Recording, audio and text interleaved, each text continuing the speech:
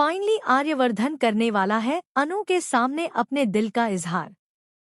जहां एक तरफ टूट चुकी है अनु की शादी रघुपति के बेटे विपिन के साथ, वहीं दूसरी तरफ इस टूटन के पीछे की असली वजह धीरे धीरे सामने आने लगी है। आर्यवर्धन बड़ी चतुराई से झंडे के जरिए कुछ कागजात मंगवाता है और उन कागजों के बहाने रघुपति और विपिन को बुलाता है।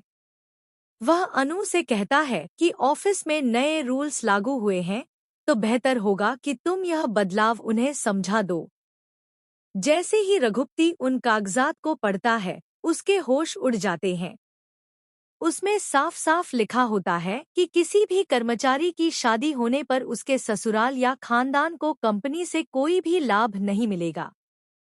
यानी रघुपति की सारी चाल धरी की धरी रह जाती है। गुस्से से बौखलाकर वह कागज फाड़ देता है और तुरंत अनु और विपिन की शादी तोड़ देता है। यही पल पुष्पा यानी अनु की मां के लिए सबसे बड़ा सदमा बनता है। इज्जत तार-तार हो चुकी होती है। वह हड़बड़ा कर रघुपति के पैरों में गिर पड़ती है और विनती करती है कि किसी तरह उसकी बेटी की शादी विपिन से करवा दी जाए।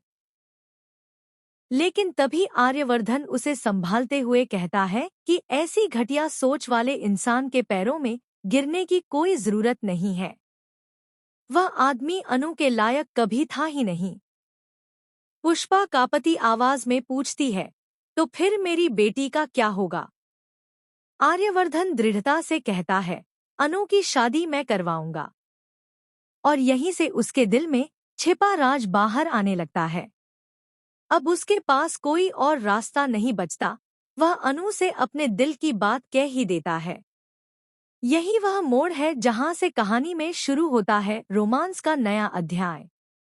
तुमसे तुम तक का यह ट्रैक दर्शकों के दिलों को छू जाएगा, क्योंकि आखिरकार अनु और आर्यवर्धन की कहानी एक नए सफर की ओर बढ़ने लगी है।